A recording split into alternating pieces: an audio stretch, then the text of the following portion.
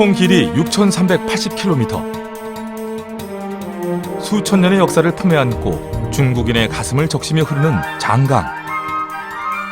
2016년 동북아 대장정은 장강이 키워낸 중국 역사 속 8명의 별을 만나는 여정으로 채워집니다.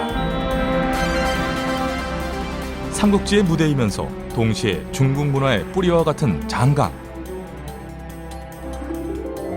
이곳에서 만난 위인들이 청년들에게 던진 화두는 과연 무엇일까요? 그 해답을 찾는 힘찬 걸음을 지금 시작해봅니다.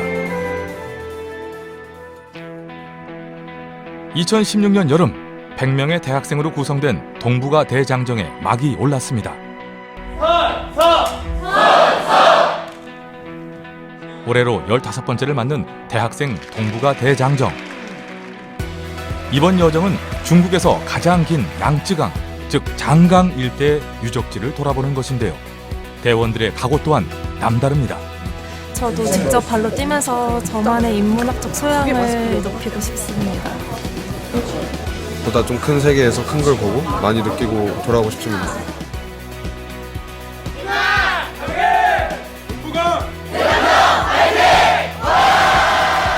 힘찬 구호와 함께 동북아 대장정 출발! 오늘부터 7박 8일간 대원들은 중국 장강 일대 5,685km를 돌아보게 되는데요. 중국의 오늘을 만든 등소평, 중국 문학의 양대 산맥인 이백과 두보, 삼국지로 친숙한 유비, 관우, 제갈량, 그리고 중국 최고의 역사가인 사마천과 현대 중국 문학의 거장 루슌을 만나게 됩니다.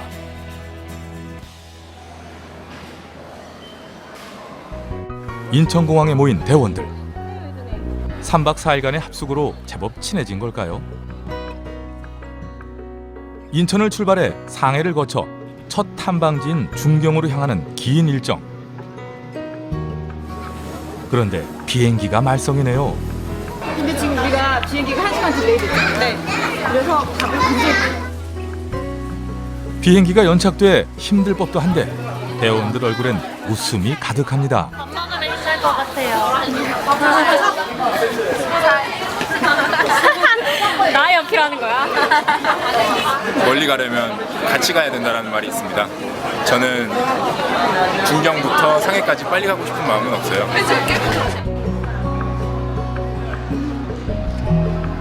오랜 기다림 끝에 드디어 중경으로 가는 밤 비행기에 오릅니다. 긴 하루의 끝자락. 내일은 어떤 하루가 기다리고 있을까요?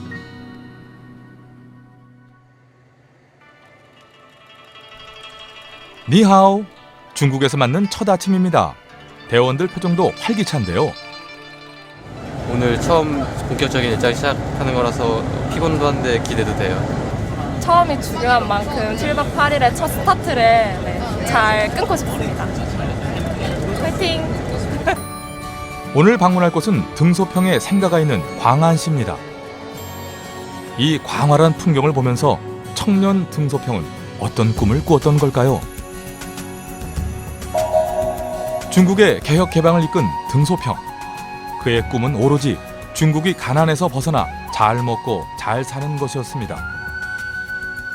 그 꿈을 위해 평생을 달려온 작은 거인. 오늘 우리는 그를 통해 청춘의 화두인 꿈을 이야기할 생각인데요. 그런데 우리 대원들 등소평을 만나러 모두 꿈나라로 가버린 모양입니다. 커플 이건 뭐야? 커플.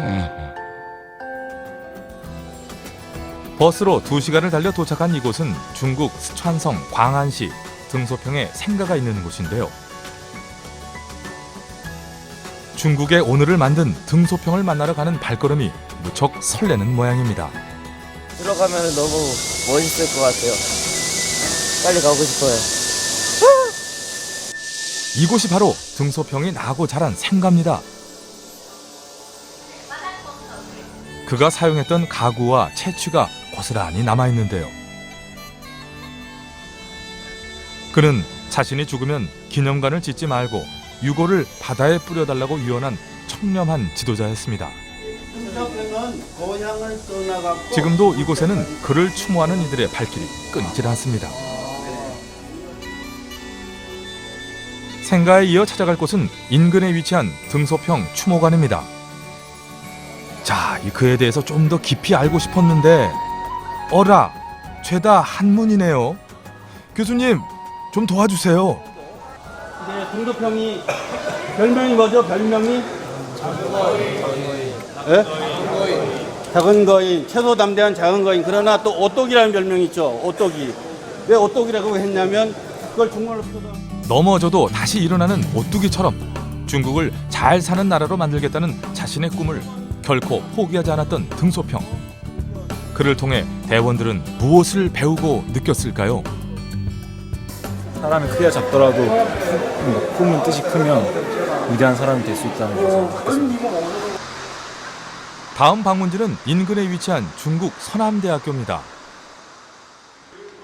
이곳에서 대원들은 같은 또래 중국 대학생들을 만나 문화교류의 시간을 가졌는데요.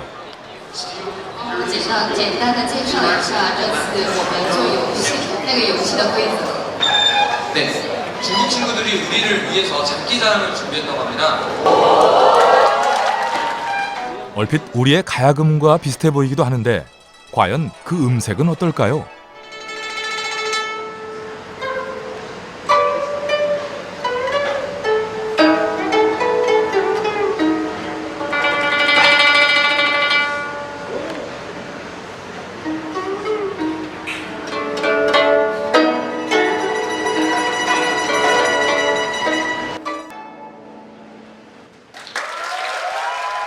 대륙의 느낌이 물씬 풍겨오는 연주에 우리 대원들 탄성이 절로 나옵니다.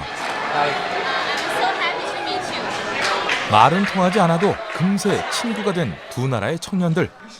헤어져야 하는 시간이 아쉽기만 합니다.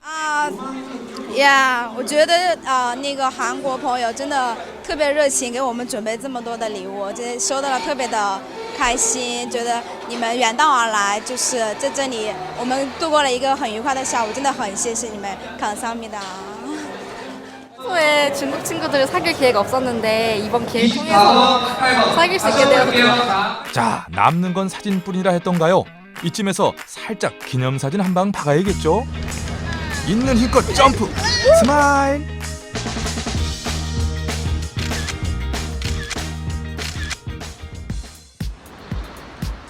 해가 어느새 중천에 뜨자 배꼽 시계가 요란하게 울려 퍼집니다. 이른 아침부터 계속된 일정에 제법 배가 출출해진 대원들. 금강산도 식후경. 드디어 중국 본토의 음식을 맛볼 차례입니다. 중국의 전통 음식인 허거. 다양한 재료를 두 가지 육수에 살짝 데쳐 먹는 건데요. 우리의 샤브샤브와 비슷해 보이는데 맛은 과연 어떨까요? 여기서 오늘 처음 먹어봤습니다. 먹을만해요, 근데. 네, 밖에 거는. 샤브샤브 생각하다가 중국 샤브샤브 보니까 좀 약간 뭔가 느낌이 되게 달라서 한국 최고. 그래도 함께하는 친구들이 있어 즐거운 식사 시간입니다. 본격적인 장강 탐방을 위해 오늘부터 사흘간은 크루즈 여행을 하게 됩니다. 난생 처음 크루즈에 오르는 대원들. 사실 저도 아직 안 타봤거든요. 보는 제가 다 떨립니다.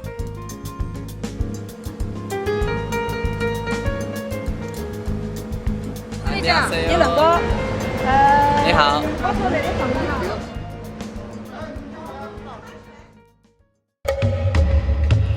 나일강과 아마존에 이어 세계에서 세 번째로 긴 양쯔강. 중국인들이 장강이라 부르는 이곳에는 중국의 삶과 역사가 배어 있습니다. 굽이굽이 깊은 협곡과 험준한 살을 끼고 돌며 쉼없이 흘러온 장강은 중국의 천하절경으로 꼽히는 곳인데요. 장강이 더욱 특별한 건 자연 경관과 함께 중국의 역사와 문화도 들여다볼 수 있기 때문입니다.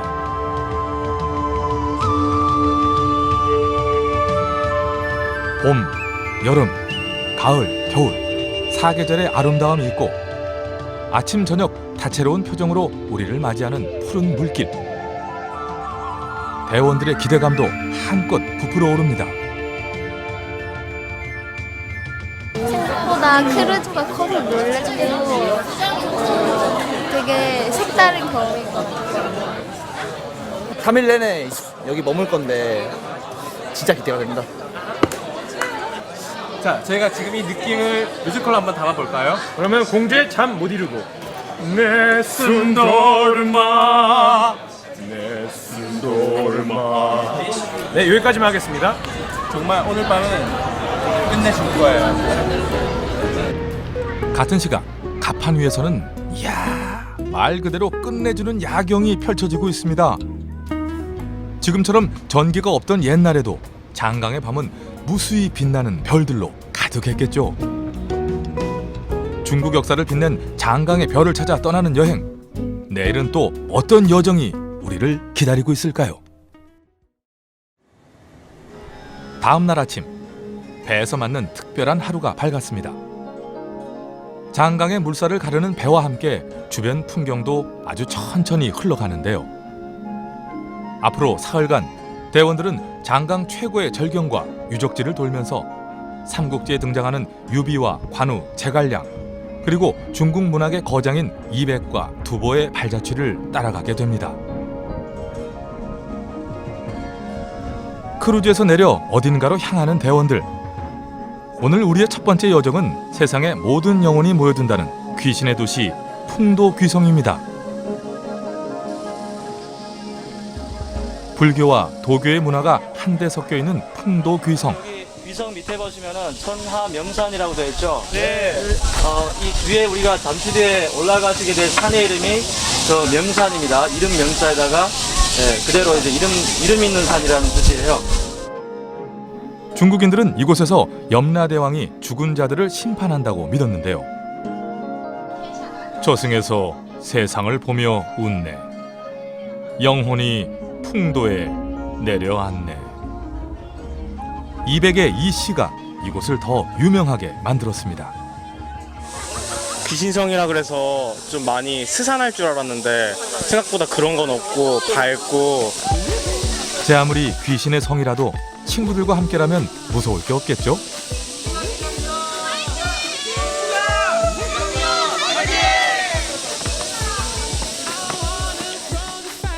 다음 여정은 삼국지의 주인공인 유비가 숨을 거둔 백제성입니다.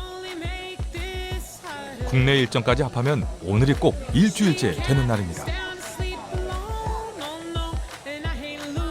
조금은 지칠 법도 한데 대원들 생각은 어떨까요? 네, 괜찮아요. 이 정도쯤. 더운데 왠지 안 힘들어요. 많이 들었어요. 많이 들었어요. 괜찮습니다. 파이팅! 백제성을 찾은 대원들을 가장 먼저 반긴 건 중국 역사를 통틀어 최고의 전략가로 꼽히는 제갈공명의 동상입니다. 백제성은 유비와 이백과 두보의 정신이 담겨 있는 곳이고요. 저분은 유비를 가장 잘 따랐던 제갈공명이라 합니다. 여기는 백제성입니다. 유비와 제갈공명의 뭐랄까 콜라보레이션 유비 탁구. 옛날 삼국지의 전기를 느낄 수 있는 전기를 느낄 수 있죠. 좋은 역사적 장소인 것 같습니다. 유비 탁고. 여기에서 탁고란 청할탁의 외로울 고, 즉 어버이 없는 어린아이의 뒷일을 믿을 만한 사람에게 부탁한다는 뜻인데요. 유비는 이곳 백제성에서 제갈량에게 자신의 손자 유선을 도와 총나라를 일으켜달라는 유언을 남깁니다. 유비가 당대 최고의 전략가인 제갈량을 자신의 사람으로 만든 건 삼고초려로 대표되는 겸손과 진심이 있어 가능한 일이었습니다. 자기를 헌신하는 그런 리더십, 자기를 섬기는 리더십, 그런 리더십이라고 할 수 있겠습니다. 동북아 대장정이 청춘들에게 던진 두 번째 화두인 리더십. 단체 생활 속에서 자신의 역할을 다하는 것이야말로 남을 배려하는 함께 가는 리더십의 출발점이라는 걸 대원들은 자연스레 깨닫고 있습니다. 비록 혼자서 맨 앞에 걷지만 저로 인해서 다 저를 보고 따라올 수 있는 길잡이 같은 역할을 하게 되어서 정말 뜻깊습니다.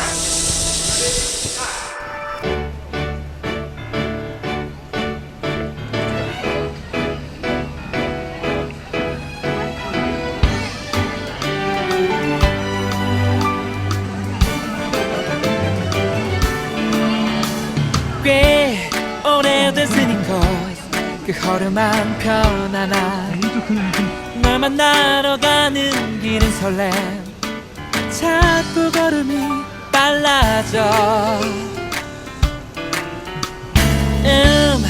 너와 둘이서 걸으면 말야 왠지 좋은 데로 가는 기분이야 어디라도 난 좋은 걸 바람이 분다 웃는다 햇살은 부서진다 공기가 참 좋다 너무 힘들어. 최고죠. 반짝여라 젊은 날 반짝여라 내 사랑 동북아 대장정 화이팅!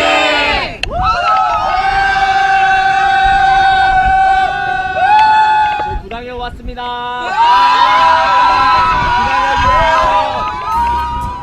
친구들과 함께 웃고 즐기는 새. 어느덧 다음 목적지인 구당협에 도착했습니다. 아, 아까 거기구나. 저뼈 깎인데. 우리 아까 저기 봤던데. 저기 지금 걸어서 이렇게 들어왔잖아. 아까. 본 거지. 빨리 들어오면 들어가는 도입부분이 영화 같아, 영화. 약간 반지의 제왕. 그런 거 같아. 깎아지른 듯한 골짜기가 장강을 따라 양옆으로 이어지는 협곡. 높이 솟은 봉우리에 절로 감탄이 나오는 이곳은 장강 삼협의 첫 번째 협곡인 구당협입니다. 구당협은 중국 10원짜리 화폐 그림이 등장할 정도로 중국에서는 유명한 곳인데요. 기암 절벽 사이의 거리가 수십 미터에 불과한 곳도 있어 압도적인 풍경이 펼쳐집니다. 자, 그럼 잠시 구당협의 풍경을 함께 감상해 보시죠.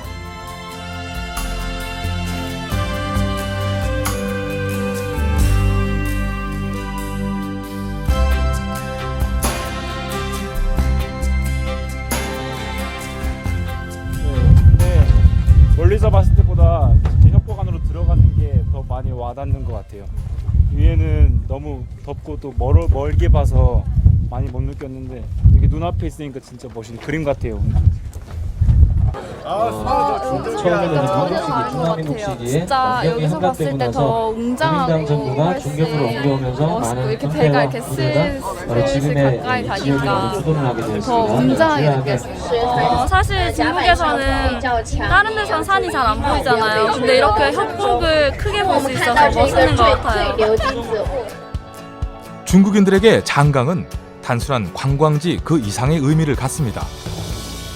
중국의 서부 내륙과 동부를 잇는 황금 수로이기 때문인데요. 중국 서부 내륙에서 생산된 자동차들은 이렇게 장강을 따라 동부의 상해로 운송돼 세계 각국으로 수출됩니다. 하지만 수로로 활용되기 이전부터 장강의 철경은 중국 문인들의 시상을 끊임없이 자극했는데요. 중국 최고의 시인으로 꼽히는 이백과 두보 역시 장강 일대를 유람하면서 수많은 작품을 남겼습니다. 구당협을 지나 도착한 곳은 무산 삼협 가운데 가장 경관이 수려하다는 무협입니다. 강의 폭이 좁아지는 만큼 좀 더 작은 유람선으로 갈아탔는데요. 이곳에서 만난 청춘의 화두, 네, 피부 관리입니다. 자외선을 차단하고 청춘의 피부는 소중하니까요. 함께 생활한 지 벌써 일주일째.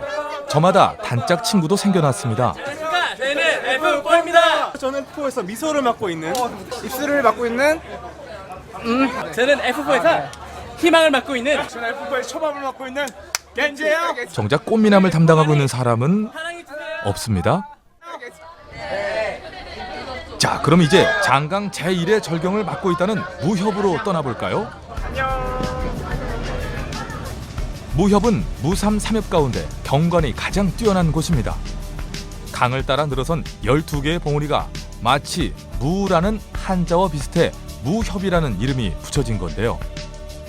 그 가운데 가장 높고 유명한 건 신녀 요희가 사람들을 도왔다는 전설이 깃든 신녀봉입니다. 남녀 간의 사랑을 일컫는 운우지정이라는 말도 바로 이 봉우리에서 유래됐는데요. 초에 양왕이 신녀를 사모해 이곳을 찾아왔지만 뜻을 이루지 못하고 꿈에서 만나 사랑을 나눴다는 이야기가 담겨있는 운우지정.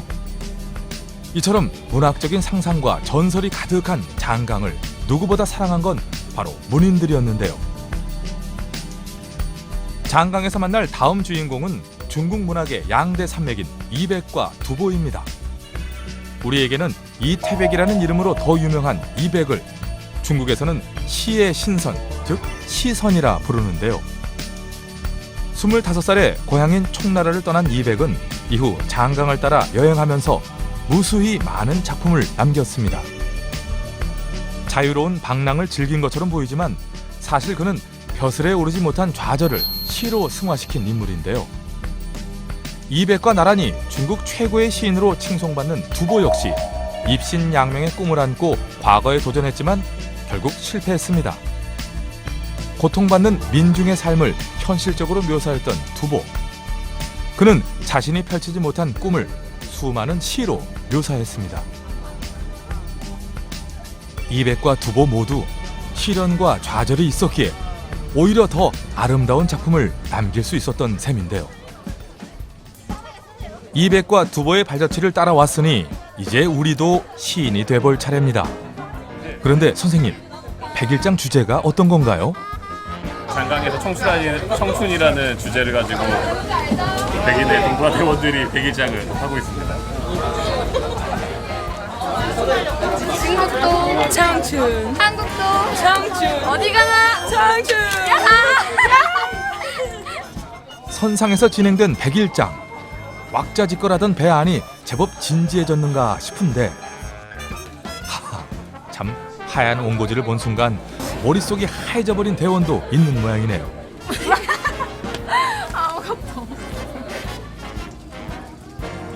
그래도 이백과 두보의 정기를 받아서일까요? 한자 한자 자신의 생각을 써내려가는 대원들. 이들이 풀어놓은 글에는 어떤 고민이 담겨 있을까요? 청춘은 꽃이다. 저희가 대륙의 인물들에게 청춘의 화두를 물으러 왔지만 제가 친구들하고 얘기를 하다 보니까 이미 그 화두에 대한 대답은 스스로 알고 있더라고요. 그 대답을 이제 다시 한번 깨닫고 변화할 수 있는 행동하기 위한 그 실천을 하려고 마음 먹었던 것에 대해서 쓰고 있습니다.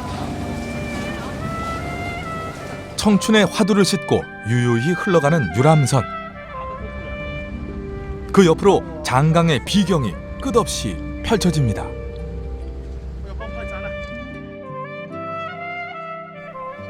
유람선에서 내려 좀 더 작은 배로 갈아타면 그 비경의 속살에 좀 더 가까이 갈 수 있는데요.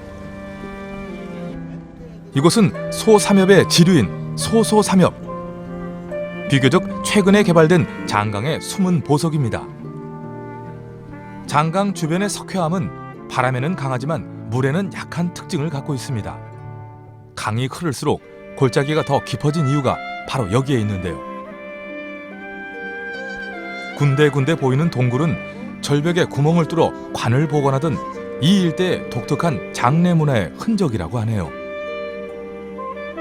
40분 남짓한 시간이 언제 흘러갔는지 모를 소소삼엽 탐방이었습니다.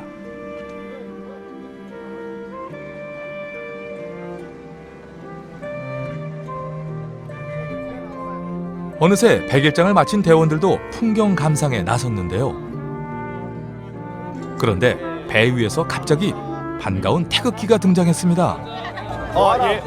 너무 중국에 오니까 한국 생각도 많이 나고 너무 자랑스러워서 태극기 보니까 너무 자랑스러워 많이 느끼게 됐습니다.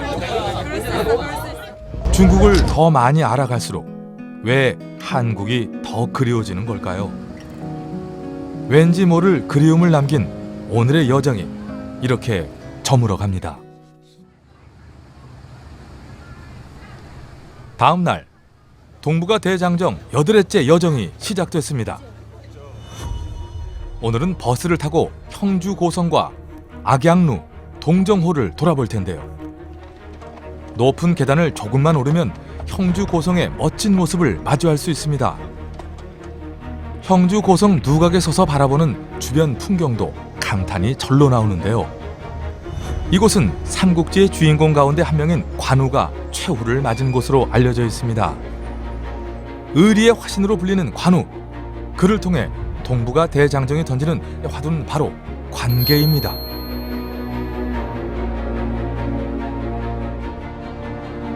형주 고성 인근에 위치한 관제사, 이곳은 관우를 신으로 모시고 있는 사당인데요. 정문을 지나 계단을 한번 오르면 관우가 모셔져 있는 사당에 갈 수 있습니다. 그런데 사람들이 관우를 신으로까지 모시는 이유는 과연 어디에 있을까요? 만인의 적과 대적할 수 있는 지혜와 용기를 지녔던 관우.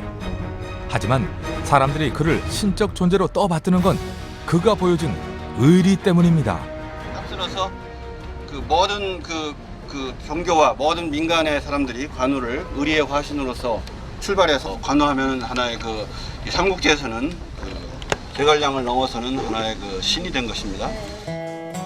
그런데 관우보다 먼저 대원들을 반긴 건 다름 아닌 불볕 더위였습니다.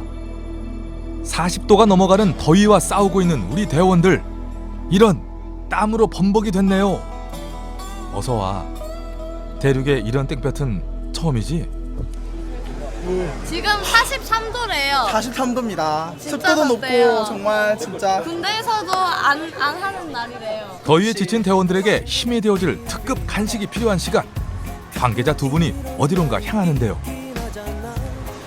오늘 일정이 비교적 타이트해서 우리 대원들이 이동 간에 식사를 할 수 있도록 먹기 간편한 패스트푸드로 저희가 준비했습니다. 100인분이 넘어가다 보니 손수레는 필수. 우리 대원들 햄버거를 받아든 표정이 궁금해지네요. 감사합니다. 잘 먹겠습니다. 계속 중국 음식 먹다가 막 그래가지고 너무 힘들었어요. 고프니까 청춘이다? 햄버거 하나에 세상 전부를 가진 듯합니다. 다음 목적지는 강남 4대 명루로 꼽히는 악양루와 중국 최대 규모의 호수인 동정호입니다. 동정호반에 들어선 악양루는 중국 고대 건축물 가운데 하나인데요. 예로부터 문인들이 자신의 시를 읊는 장소로 유명했다고 합니다. 벌써부터 기대가 되는데 이 계단 끝에선 또 어떤 풍경이 우리를 기다리고 있을까요? 한참을 걸어간 끝에 드디어 저 멀리 악양루가 모습을 드러냅니다. 하늘을 향해 치솟은 처마 끝, 그 당당 모습에 탄성이 절로 나오는데요. 두보의 시 악양루의 올라는 두보가 말년에 동정호를 바라보며 지은 시입니다. 어울려서 잘 펴내는 그런 시로 하나의 명시라고 할 수 있겠습니다. 중국어로 한번 낭송해 보겠습니다. 시원 똥진水진상 외양로. 옛날부터 동정루에 대해 들어왔는데 이제야 악양루에 오르는구나. 오나라와 초나라가 동남으로 갈라져 있고 하늘과 땅이 밤낮으로 떠 있다. 가까운 친구의 편지 한 장 없으니 늙어감에 외로운 배 같은 신세. 관산의 중원은 아직 전쟁 중이니 난간에 의지해 눈물을 흘리노라.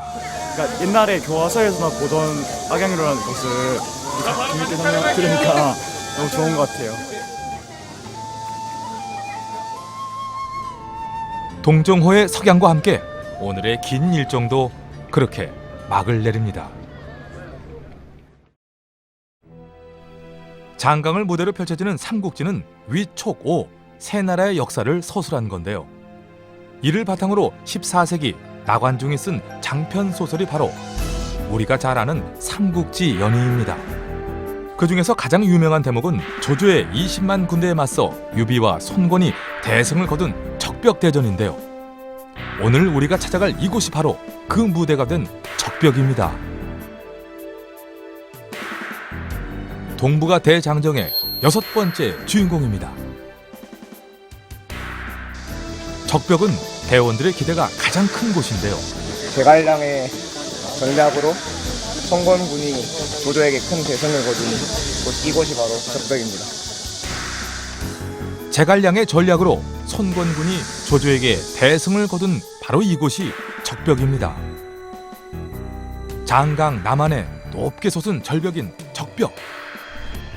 이곳 바위는 주유가 직접 썼다는 적벽이라는 두 글자가 붉은 글씨로 아래 새겨져 있다고 합니다. 아, 이건 적벽을 흉내낸 보용이네요. 삼국지의 무대를 직접 보러 간다는 생각에 마음이 한껏 부풀어 오른 대원들. 그런데 어라?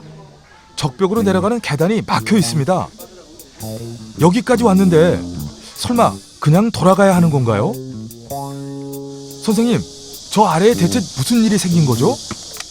지금 저희가 적벽 두 글씨를 보러 여기까지 왔는데 최근에 일어난 중국의 큰 비와 수해로 물에 잠겨서 저희가 볼 수가 없습니다. 적벽이 큰 비에 잠겨버렸다니. 청천벽력 같은 소리에 이곳저곳에서 아쉬움이 터져 나옵니다. 개인적으로 정말 주공근 선생님 좋아하는데 주위의 피눈물과 노력이 담긴 이 적벽 못 본 게 아쉽습니다. 실제 적벽은 보지 못했지만 삼국지의 무대를 그대로 옮겨놓은 인근의 테마파크를 둘러보는 곳으로 아쉬움을 달래기로 했는데요. 이렇게 전통 옷을 입고 말을 탄 사람들까지 만나니 지금이라도 당장 삼국지 속 주인공이 된 기분입니다. 유비, 관우, 장비가 의형제를 맺은 도원결의에서부터 제갈 공명의 지혜로 승리를 거둔 적벽 대전에 이르기까지 역사 속 생생한 장면들을 떠올리게 해준 즐거운 시간이었습니다. 비록 오늘은 아니었지만 언젠가 다른 누군가의 손을 잡고 이곳에 꼭 다시 오게 될 때에는 적벽을 마주하게 되길 기대해 봅니다. 국내 일정까지 해서 열흘 넘게 진행된 동북아 대장정이 어느새 그 막바지에 접어들고 있습니다. 그런데 이번 일정 유난히 계단이 많아 보이죠? 얘들아, 조금만 더 힘내. 오늘 대원들이 찾아온 곳은 서진도 역사문화거리 구역입니다. 삼국시대에 형성된 이곳은 당나라 때부터 나루터로 활용됐다고 하는데요. 마치 우리의 전주 한옥마을처럼 중국의 옛 모습이 잘 보존된 곳입니다. 이곳에서 동북아 대장정이 만날 7번째 위인은 바로 역사가 사마천입니다. 20살에 첫 장강 여행을 하면서 사기 편찬을 결심했다고 합니다. 이후 궁형이라는 모진 순환을 겪으면서도 그는 사기 지필에 매진했는데요. 그를 통해 배울 화두는 바로 집념입니다. 지금 이쪽으로 보세요. 이 건물들 자체를 개인적인 건물들하고 황제가 쓰는 건물들의 양식이 틀려요. 옛 모습을 간직한 이곳에서 묵묵히 중국의 역사를 지키고 있는 사람들. 정성스레 향을 피우고 역사 속 인물들에게 자신의 바람을 기도해 봅니다. 그런데 우리 대원들 표정이 어째 밝지가 않은 모양인데요. 아 진짜 서운해. 아니요, 너무 빨리 지나갔어요. 전 약간 여기 영원히 있을 기분인 줄 알았거든요. 근데 너무 빨리 지나가서 너무 아쉬워요. 막. 뭔가 아쉬워요. 아직 다른 사람들이랑 안 친해진 사람들 많은데 벌써 끝나니까 아쉬워요. 열흘이라는 시간이 짧게 느껴지는 건 대장정을 통해 만난 소중한 인연이 아쉽기 때문인 것 같습니다. 그날 저녁 대원들에게 처음으로 조별 자유시간이 주어졌습니다. 친구들의 손을 잡고 찾아간 곳은 바로 먹거리 천국인 야시장인데요. 한문이 가득한 메뉴판 앞에서 까막눈이 돼버린 대원들. 주방으로 가서 직접 골라봅니다.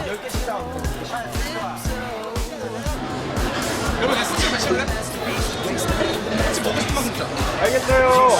예, 좋아요. 예. 역시 중국에선 양꼬치 엔팅다오, 양꼬치랑 이게 맞나 봅니다.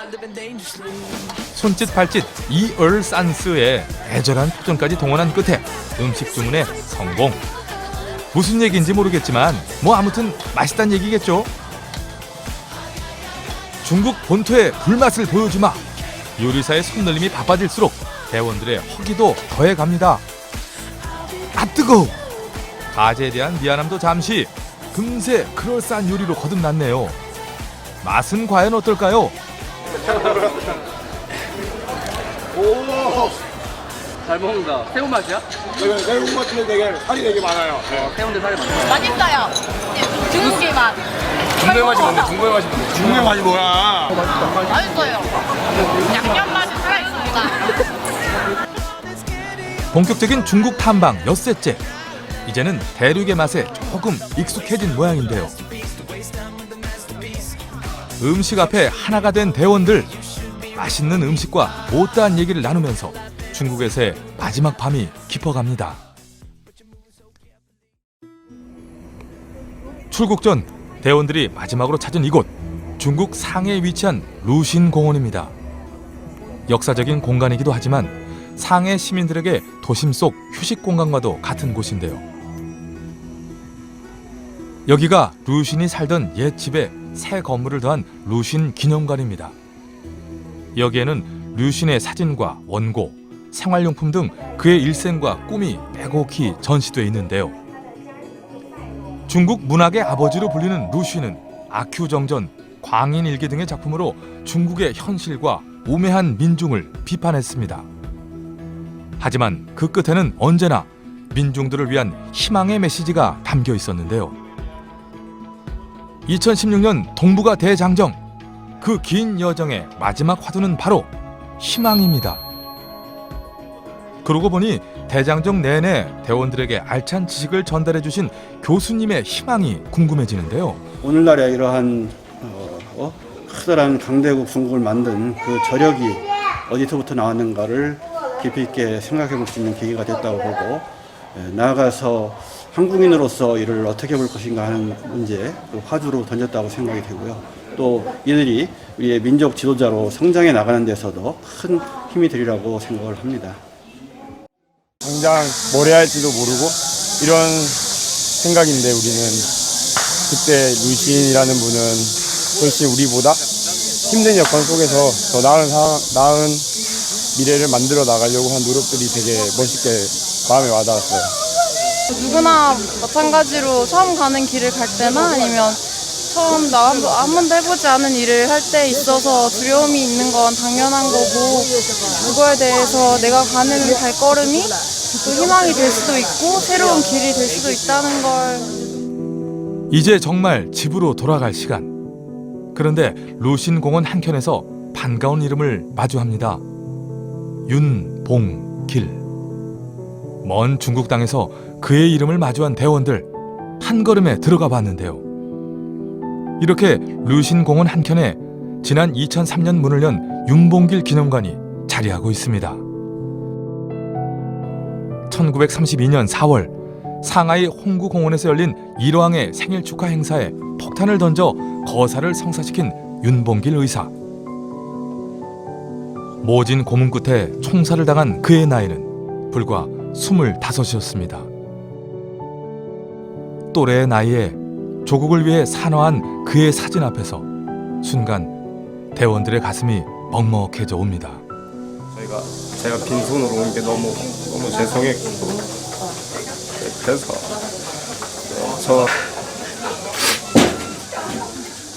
그래서 약간 좀 감정에 복받쳤던 것 같고요. 지금 그래도 이렇게라도 와서 찾아뵐 수 있어서 기쁘고, 다른 친구들이 어떻게 느낄지 모르겠는데 감사하는 마음 하나만 갖고 갔으면 좋겠습니다.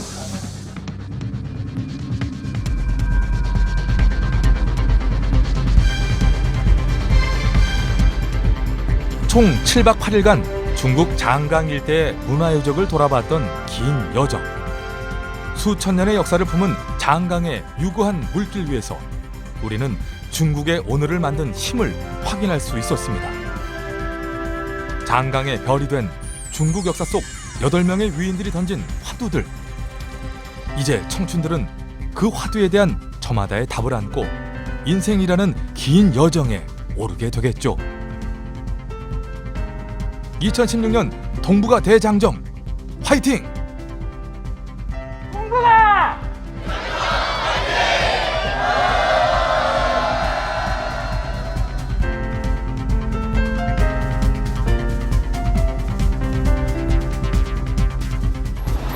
과정이 여러분들의 성원과 협력과 규정 속에서 철없이 잘 마치는 것 같습니다. 다른 새로운 조원들도 계속 만나면서 이렇게 계속 관계를 만들어가는 게 정말 의미가 깊었던 것 같아요. 제 인생에 대해서 최종적인 그런 목표에 대해서 많이 도전을 받았고 살면서 이제 저는 조금 더 도전함에 있어서 조금 더 용기 있게 할 수 있을 것 같다는 생각이 많이 듭니다.